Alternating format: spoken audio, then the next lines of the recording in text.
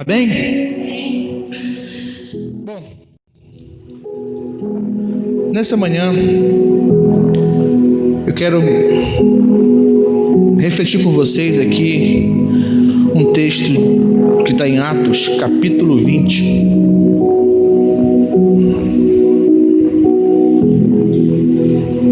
Vá para Atos, capítulo 20.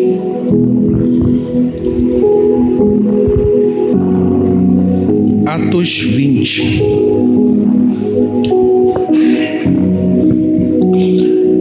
Verso 17.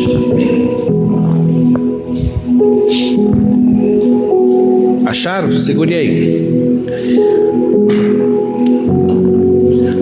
Atos 20 fala sobre a chegada de Paulo em Éfeso. E Paulo passou quase 3 anos ali naquela cidade ensinando o Evangelho. Uma cidade totalmente importante. Éfeso, naquela época, ela já tinha de 250 mil a 300 mil habitantes. Isso foi uma cidade no tempo bíblico, é uma cidade muito grande, era uma metrópole praticamente, vamos dizer assim. E Paulo parou ali, naquela importante cidade, durante 3 anos, e começou a ensinar, começou ali a se derramar sobre a vida daquele povo, daquela cidade. Tanto é que, depois da sua partida, Éfeso passou a ser uma principal igreja, um principal polo do evangelho ali naquela região, porque Paulo operou ali grandemente debaixo de um poder, de uma unção tremenda. Tanto é que quando ele chegou ali, ele já começou a falar e Deus começou a operar grandemente ali naquela cidade. E o interessante é que o livro de Atos, ele foi escrito praticamente 12 anos depois da morte de Paulo. A gente pensa que foi escrito assim, né? O Paulo fazendo e o livro saindo, né? E Lucas metendo ficha ali, Paulo fazia e saiu um capítulo. Não. Paulo diz os históricos que ele morreu no ano 68 depois de Cristo. Paulo morreu aos 62 anos de idade. Novo ainda, né? Morreu decapitado, né, com a perseguição de Nero aos cristãos em Roma. E o livro de Atos saiu 12 anos depois só. Então todo esse ensino foi um registro deixado para aquele povo e para nós também. E aqui a gente lê o seguinte, verso 17: de Mileto mandou a Éfeso chamar os anciões da igreja. E logo que chegaram junto dele, disse-lhes: vós bem sabeis, desde o primeiro dia que entrei na Ásia, como em todo esse tempo me portei no meio de vós, servindo ao Senhor com toda a humildade e com muitas lágrimas, tendo provações que pelas ciladas dos judeus me sobrevieram. Pare um pouco aí. Nesse ensino, Paulo chama os anciões, quer dizer, as pessoas responsáveis ali, que ele já estava formando para ensinar o povo. E começa a adverti-los, aconselhá-los sobre uma despedida. Porque na sequência nós vamos ver que Paulo estava se despedindo da igreja de Éfeso. Ou seja, ele estava partindo, voltando para Jerusalém. E ele chama os anciões e começa a adverti-los, ensiná-los, dar a última palavra, o último ensino para eles. E no verso 19, ele começa dizendo: servindo ao Senhor com toda a humildade, com muitas lágrimas, provações e ciladas dos judeus que fizeram a mim. Nessa manhã eu quero trazer a você, igreja, uma pergunta. Você tem definição de a quem você serve?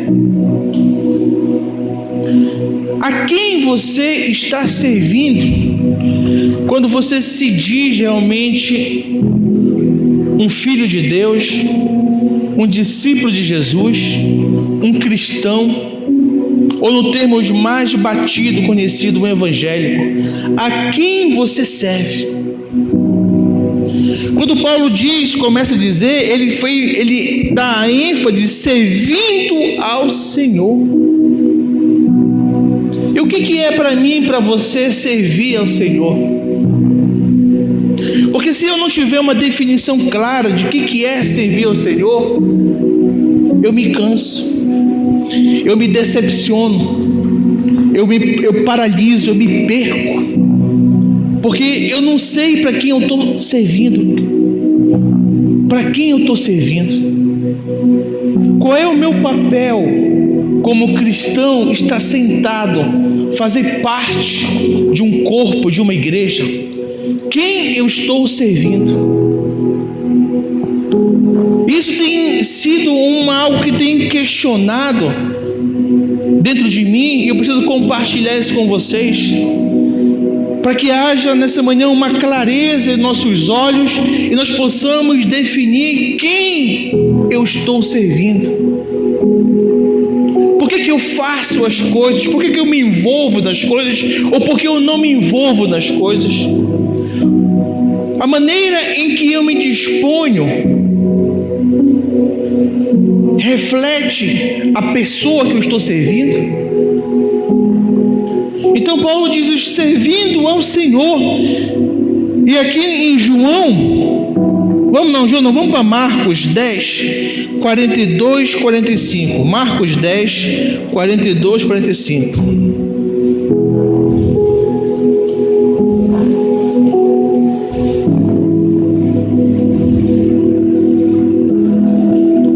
Diz assim: Jesus nos chamou e disse: vocês sabem que aqueles que são considerados governantes das nações as dominam, e as pessoas importantes exercem poder sobre elas. Não será assim entre vocês.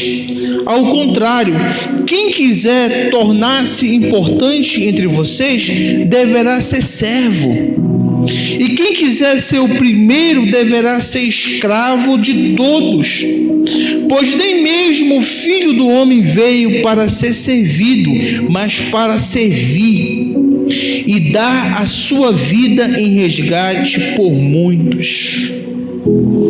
Jesus começa a ensinar, começa a dizer tudo isso e nos ensinar um conceito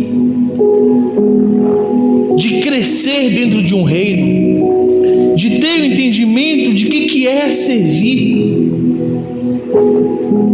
João 12, 26, anote aí, diz assim: quem me serve precisa seguir-me, e onde estou, o meu servo também estará. Aquele que me serve, meu Pai o honrará. Quem me serve precisa seguir-me. Então, quando eu entendo, eu começo a desconstruir o que é, para quem eu estou servindo, e qual é o modelo que o meu Pai me ensina a servir. Qual é a intenção correta do servir? Por que eu faço o que eu faço? Por que eu me disponho? Por que realmente eu tenho prazer de estar servindo a uma casa, a um corpo, ao meu irmão? Por que eu tenho prazer de estar aqui? Por que quando me ligam eu fico, agoniado para poder ajudar, para poder servir? Porque eu sei para quem eu estou servindo. Eu sei o porquê eu estou fazendo e para quem eu estou fazendo. Quando nós temos a definição certa de quem servimos, nada se torna pesado, nada se torna cansativo, ao contrário, prazeroso. Nós não encerramos uma reunião ontem, onde passamos o dia correndo para cima e para baixo, durante a semana, fazendo o que fizemos para servir 20 mulheres que estiveram aqui ontem. E ao final, o que fica evidenciado não é um cansaço, é um prazer, é uma alegria, sabe? Conseguimos, dever cumprido. Eu consegui servir as mulheres, servir as irmãs, as visitas, as pessoas ficaram satisfeitas pela palavra, pelo louvor e também pela comida. Entendendo? Então você realmente tem prazer, porque você não está fazendo isso pela igreja ou para a igreja, pela pastora, pela irmã, por ninguém. Você está entendendo que você está fazendo porque você serve a Deus. Então nada é impedimento. Toda a parte que envolve, ela é feita com amor, ela é feita com paixão.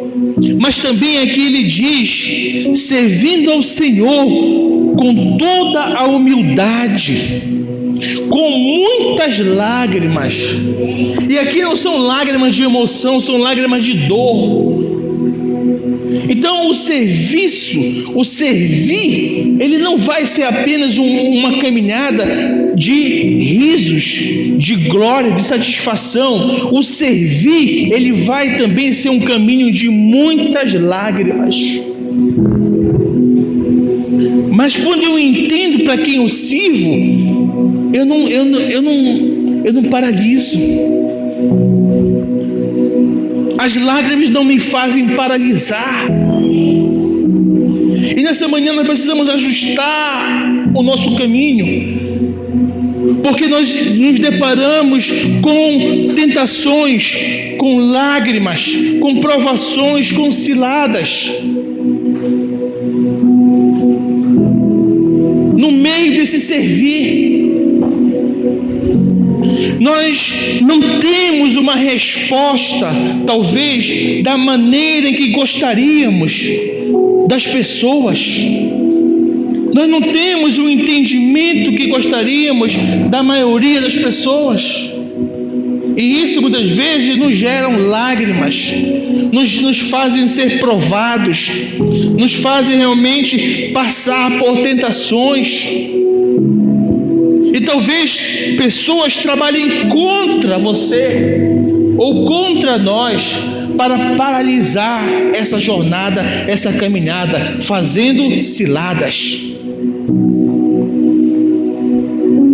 Mas quando eu entendo para quem eu estou servindo, eu não paraliso. Eu caminho chorando.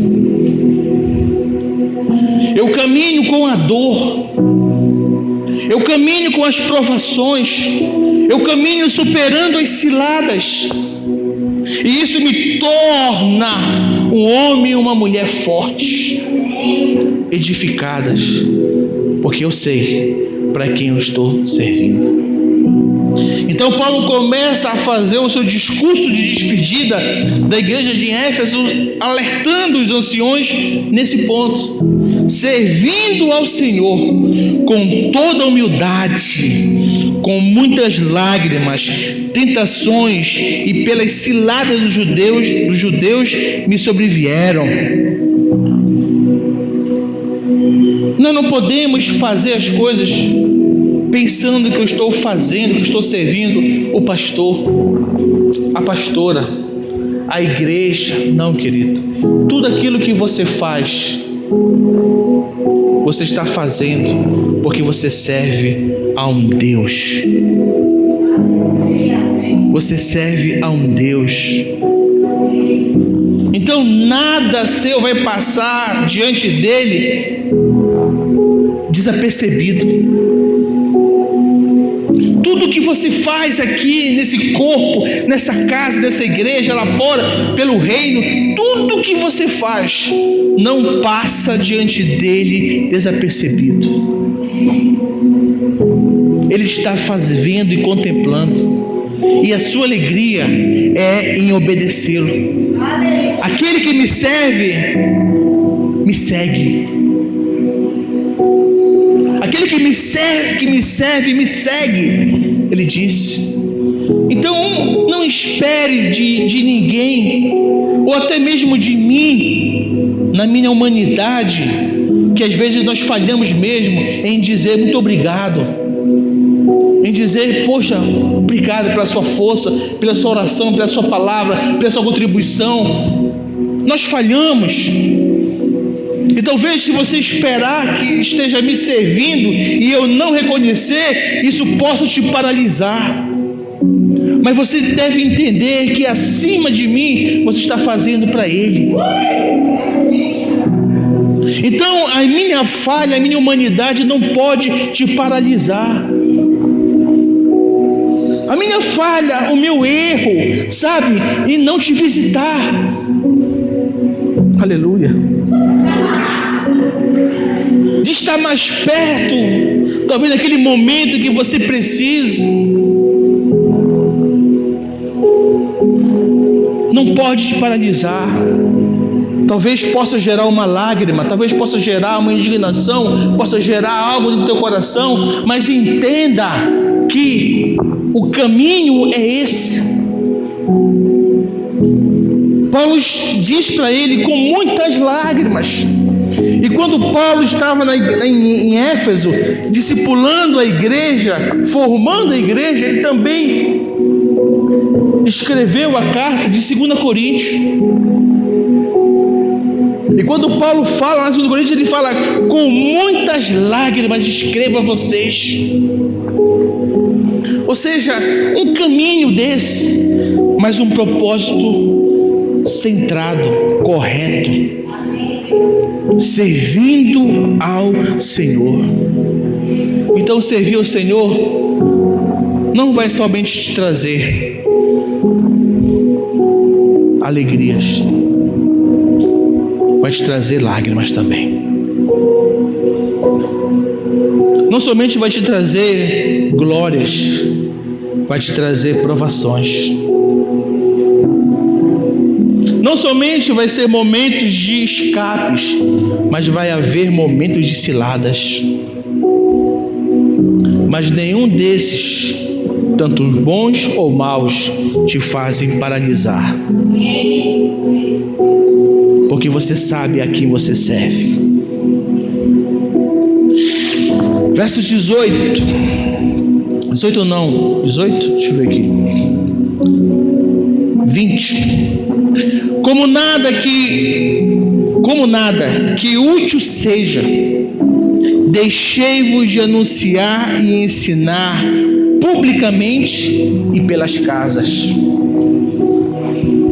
Ou seja, ele já diz aí, nada de útil isso foi, porque eu não deixei de ensinar-vos, deixei de vos anunciar e ensinar publicamente e pelas casas. Ele fala que a palavra não parou, o discurso, a verdade não ficou paralisado por tudo que ele passou. Eu continuei a fazer o que eu fui chamado, anunciando e ensinando.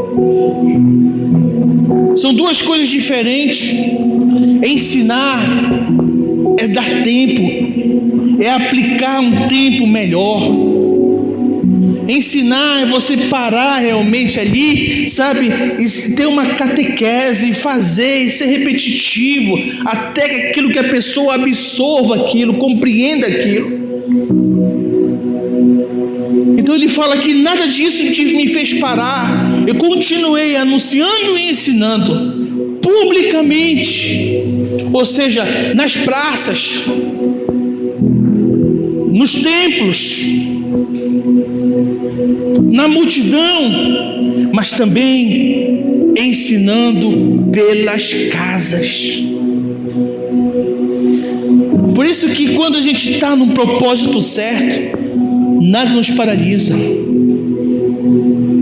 Paulo chama os anciões e começa a te mostrá-los e dizendo: olha, não se deixe levar pela quantidade, não se deixe levar, sabe, pelo aquilo que os olhos humanos almejam. Façam, ensine, anuncie publicamente e nas casas, ou seja, para centenas de pessoas, milhares de pessoas, mas ensine, anuncie para 2 ou 3 dentro de uma casa. E isso tem se perdido, e o nosso maior temor é esse, é não ser levado pela onda lá fora. O quórum para uma igreja, sabe qual é, querido? Que a Bíblia diz? 2 pessoas.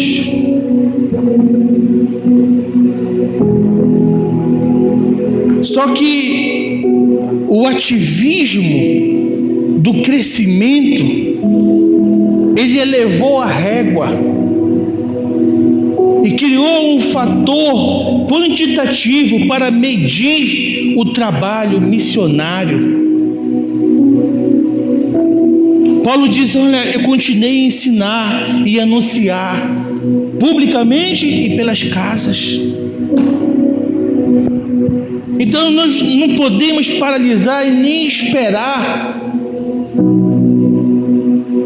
estar aqui em cima para poder anunciar e ensinar o que temos dentro de nós. Todos nós temos uma missão, temos um chamado, e nós podemos fazer isso com 2 pessoas, com 1 pessoa, com 3 pessoas, sabe, entender que é assim que a coisa funciona, e Paulo realmente mostra isso. Eu não parei, testificando tanto aos judeus como aos gregos a conversão a Deus e a fé em nosso Senhor Jesus Cristo. E agora, eis que, ligado eu pelo Espírito, vou para Jerusalém, não sabendo o que lá me há de acontecer, senão o que o Espírito Santo de cidade em cidade me revela, dizendo que me esperam prisões e tribulações. Você continuaria a caminhar, a propagar, a levar essa missão que Deus te confiou, sabendo que de cidade em cidade te esperam provações e tribulações? Você vê que isso difere muito do que ensinam aí?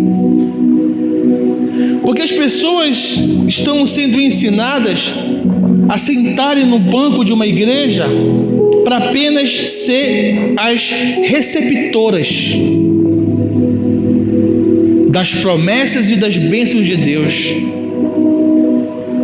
apenas receber somente o bom que Deus pode proporcionar, mas não dizem aqui que a missão te leva e te revela que de cidade em cidade lhe esperava prisões e tribulações.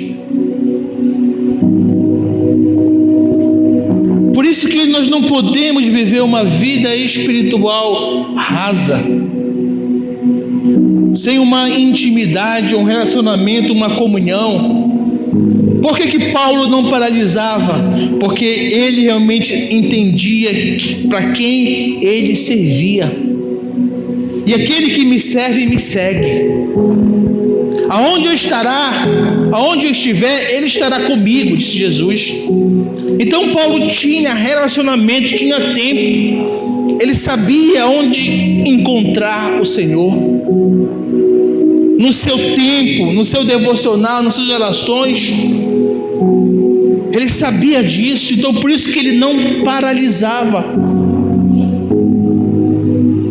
porque ele sabia o que ele ia enfrentar, mas isso não era motivo para ele parar. Ele sabia que ele ia continuar, porque ele tinha uma carreira, tinha um propósito. E ele diz aqui no verso 24: mas em nada tenho a minha vida por preciosa, contanto que cumpra com alegria a minha carreira e o meu ministério que recebi do Senhor Jesus, para dar testemunho do evangelho da graça de Deus. Ou seja, a gente é preso por muitas coisas materiais. Muitas coisas materiais nos paralisam.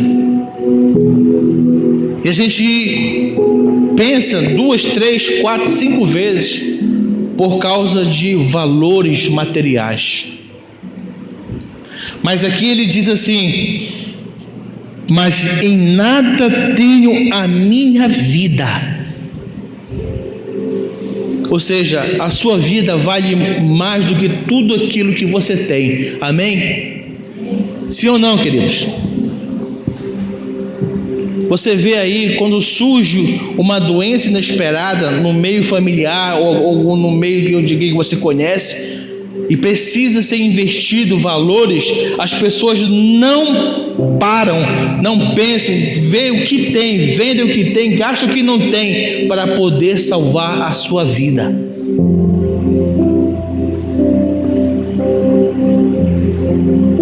E aqui ele diz: eu não tenho a minha vida por preciosa. Ou seja, existia dentro dele algo mais precioso do que a própria vida dele. Será que o reino de Deus, será que Jesus é algo tão valioso para você, mais do que tudo que você tem? Até o ponto de dizer: a minha própria vida, Senhor, eu te dou.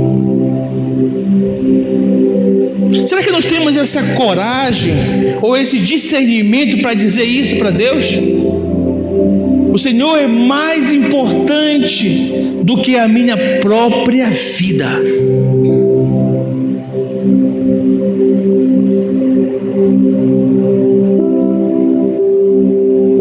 Será que você pode dizer isso?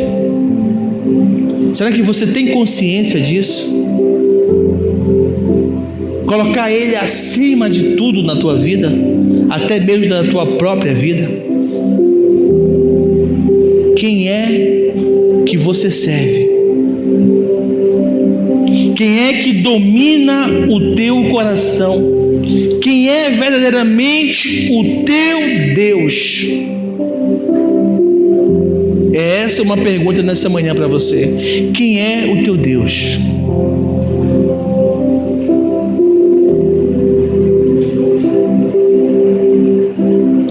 Foi assim que o Evangelho sobreviveu e chegou até nós. Quando Nero começou a perseguição em Roma, foi na época que Paulo morreu, 4 anos durante essa perseguição. Os cristãos iam para a arena morrer por não negar a sua fé. E eles morriam comidos pelas feras, não num ato de desespero. E isso que indignava e convertia mais pessoas, porque eles subiam naquela arena lá em Roma, no Coliseu, para morrer diante de leões, diante de feras, mas em paz.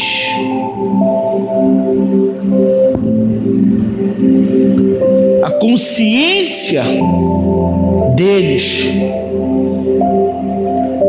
estava em paz, porque eles sabiam quem eles serviam.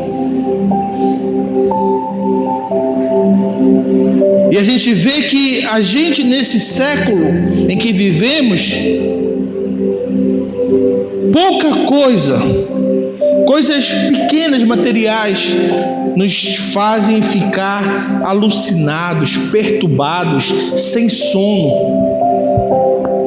nervosos, estressados, por coisas tão banais. E aquelas pessoas iam para a morte em paz.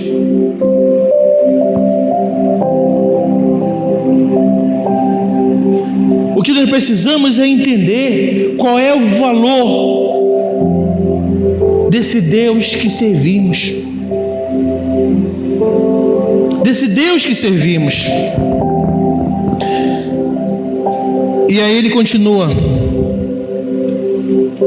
e agora, na verdade, sei que todos vós, por quem passei pregando o reino de Deus, não vereis mais o meu rosto.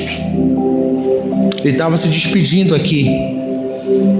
Verso 26: portanto, no dia de hoje, vos protesto que estou limpo do sangue de todos.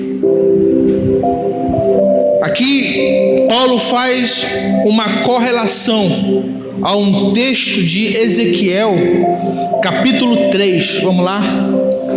Ezequiel 3:18.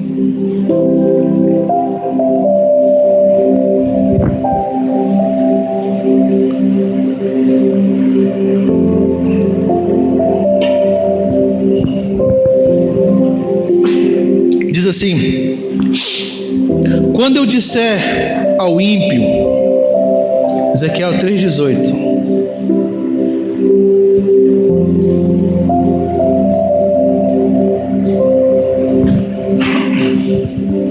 quando eu disser ao ímpio, certamente morrerás, não o avisando tu, não falando para avisar o ímpio acerca do seu caminho ímpio, para salvar a sua vida, aquele ímpio morrerá na sua maldade, mas o seu sangue da tua mão o requererei. Mas se avisares o ímpio e ele não se converter da sua impiedade e do seu caminho ímpio, ele morrerá na sua maldade, mas tu livraste a tua alma. Semelhante, quando o justo se desviar da sua justiça e fizer maldade, e eu puser diante dele um tropeço, ele morrerá, porque não o avisando tu, no seu pecado morrerá, e suas justiças que praticara não virão em memória, mas o seu sangue da tua mão o requererei. Mas avisando tu o justo, para que o justo não peque, ele não pecar, certamente viverá, porque foi avisado e tu livraste a tua alma. Olha só. Então vejam que essa responsabilidade é minha e sua. Por isso que nós temos que entender quem servimos. Porque Ele quer que eu e você seja um propagador da verdade, das coisas certas, dos princípios corretos a todas as pessoas. Então eu não posso ser um ouvinte complacente de ficar apenas ouvindo as pessoas me falando das atrocidades, dos pecados, as coisas erradas que fazem, e eu ficar apenas na audição, ouvindo. Porque ele diz aqui que é meu dever falar ao ímpio o seu pecado, corrigi-lo, porque se ele pecar e não ouvir, ele morrer, você está livre da condenação deste homem. Se eu falar para o justo que ele está errado, ele se arrepender, ele viverá, e você estará livre disso. Porém, se você ouvir o justo pecando, errando, e você não falar nada, você será culpado pela morte deste justo. Por isso que Paulo disse: olha, eu estou livre do sangue de vocês.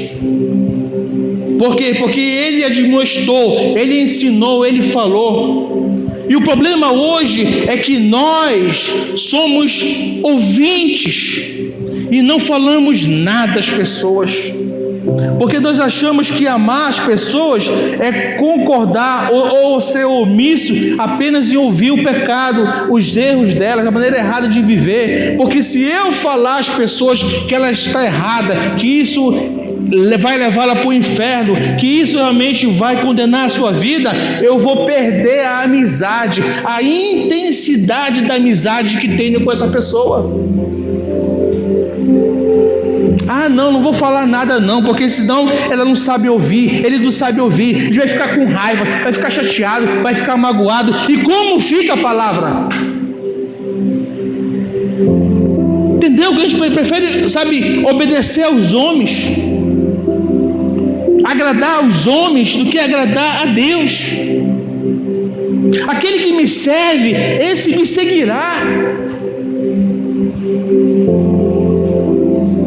Então não tem como eu chegar com meu irmão falar um monte de besteira, de pecados, de coisas erradas, que vai estar matando a pessoa, que está, instigando a pessoa a ir para o inferno, a perder a comunhão com Deus, a prejudicar sua família, seu casamento, seus filhos, e eu ficar sendo ouvinte. Peraí, irmão, vem cá, senta aqui na mesa, vou fazer um café para ti aqui, com bolacha, com biscoito, com pãozinho aqui. Deixa eu te falar uma coisa, olha, a Bíblia diz que isso é errado, a Bíblia diz que você precisa se arrepender, você precisa entender que você precisa servir, e que aquele que serve é escravo de todos, aquele que serve a todos, você precisa entender como funciona isso.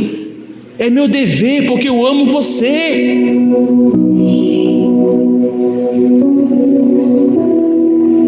Vai doer? Vai, porque nenhuma espada entrando em você não gera dor, querido, dói. Mas isso é amor, isso é cuidado. Por isso que Paulo diz: estou livre do sangue de vocês, porque ele ensinou, ele anunciou e ensinou a eles.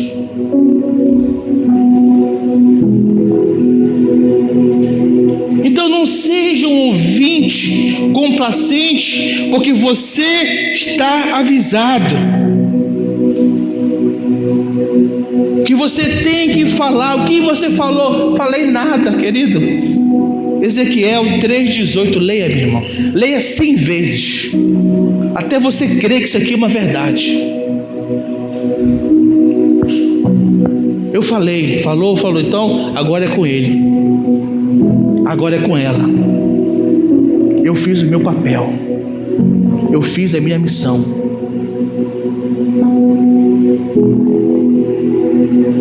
Eu não vou falar porque já sabe. Não, falo, continuo falando, continuo orientando. Você está errado, não é assim, é dessa forma, desse jeito.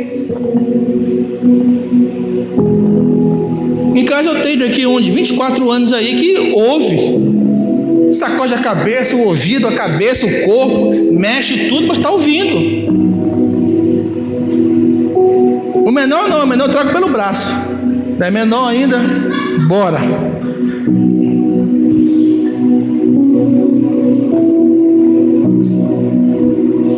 Então, dessa forma, não há como fugir disso aqui, porque eu sei a quem eu estou servindo, e eu não posso me eximir da responsabilidade. Isso não é do pastor, isso é sua, como pai, como mãe, como marido, como esposa, como filho. Ou seja, admoestar, dizer: esse seu comportamento está errado, está errado. Claro, falando com amor. Não fale andando pela casa. Senta aqui, ponha para sentar, porque na mesa todos parecem do mesmo tamanho, né? Os baixinhos, os altos, tudo parece do mesmo tamanho. Senta na mesa, para aqui conversar um pouquinho. Olha, tem coisa para te falar, com amor, assim, assim, assim. Tudo é a forma, tudo é o jeito de você falar. Ninguém toma vacina, né? De uma hora o cara passa aquele algodãozinho, né? Relaxa, relaxa e aplica. Ninguém chega lá, não, é com jeito. Então assim você faz, você diverte, você chama, você conversa, mas você não deixa que ele morra ou que ele vá para o inferno e você ser um omisso por não ter o advertido. Ah, mas ele já ouviu de você? Não. Então faça o seu papel. Amém? Continuando aqui para nós encerrarmos.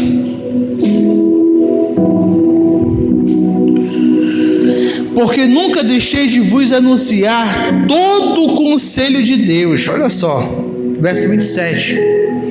No 26 diz assim: portanto, no dia de hoje eu vos protesto que estou limpo do sangue de todos. Continuando, porque nunca deixei de vos anunciar todo o conselho de Deus. Olhai, pois, por vós e por todo o rebanho, sobre que o Espírito Santo vos constitui bispos, para apacentar a igreja de Deus, que ele resgatou com o seu próprio sangue. Porque eu sei isto, que depois da minha partida, entrarão no meio de vós lobos cruéis, que não perdoarão o rebanho.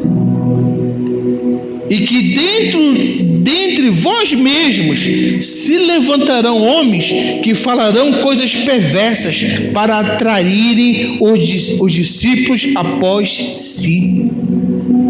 Portanto, vigiai, lembrando-vos que durante 3 anos não cessei noite e dia de admoestar, de ensinar, de pregar, com lágrimas a cada um de vós.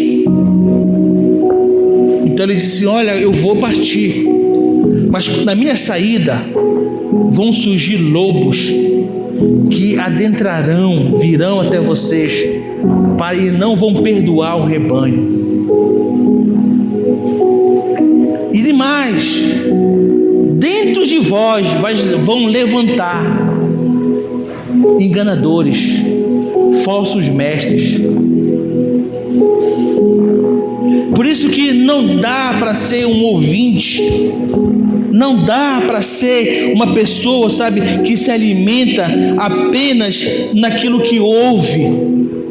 Você tem que mergulhar na palavra, você tem que realmente meditar, você tem que realmente ir para a Bíblia, consolidar, comer. Ezequiel 3, se você ler no início dele, ele diz: filho do homem, pega este rolo, come. Aí eu comi, ele disse: agora vai e anuncia a casa de Israel. Então não tem como eu apenas ser um crente que ouve. Quanto tempo eu gasto, quanto tempo eu dedico a estudar, a ver, essa é uma verdade, isso aqui não é para o fulano, isso aqui não é para o ciclano, isso aqui é para mim, essa verdade é comigo. Eu preciso conhecer, estudar, saber o que a verdade, a palavra de Deus diz da minha vida.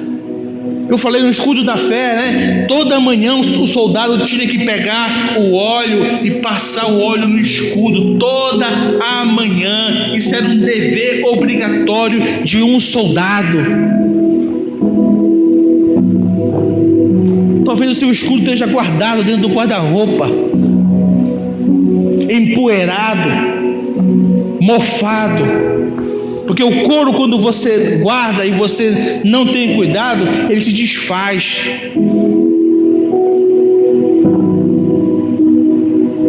Mas se toda manhã você entender isso e pegar a sua fé e ungí-la toda manhã pela palavra, pela verdade, você vai estar fortalecido. Você não vai ser uma presa de um lobo ou uma presa de um falso mestre. Você vai conhecer a verdade, porque você vai ir à fonte. Você vai na fonte. Porque quando Deus te criou, Ele falou a quem? Quando Deus criou os peixes, Ele falou ao mar e à terra. Quando Deus criou as árvores, Ele falou a terra. Mas quando Deus criou o homem, Ele falou com quem? Com a Trindade, com o Pai, o Filho e o Espírito. Façamos o homem. Então, quando você vai à fonte, você está indo ao Pai, porque a palavra fonte, no original, no hebraico, ela significa, a palavra Pai, ela significa fonte. Então você vai à fonte, ou seja, você vai ao Pai. Deus tirou dele mesmo, da Trindade, do Pai, do Filho e do Espírito, e dizendo: façamos o homem a nossa imagem e semelhança. Então a nossa fonte é Ele. Nós viemos dele. E quando eu vou, eu estou indo à fonte, eu estou recebendo da minha fonte, do meu Pai. A palavra fonte significa Pai. Eu estou indo dele, bebendo dele. Então não tem como, sabe, eu ser enganado, não sei como eu ficar em dúvida. Por quê? Porque diariamente a minha fé, ela é ungida, a minha fé é mergulhada na palavra. Eu me alimento, eu leio, eu medito, eu não durmo, eu não acordo, eu não saio sem antes eu meditar na palavra, eu comer isso. Filho do homem, come este rolo.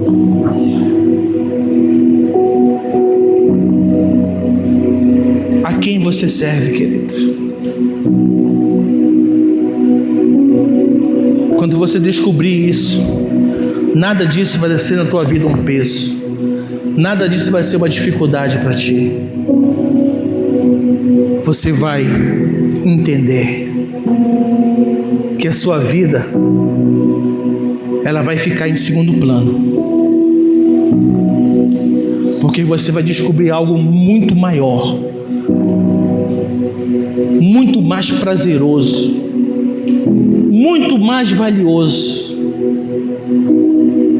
Por isso que o reino de Deus, o reino dos céus, é considerado como um homem que achou um tesouro no campo, foi, o escondeu, vendeu tudo e comprou aquele campo.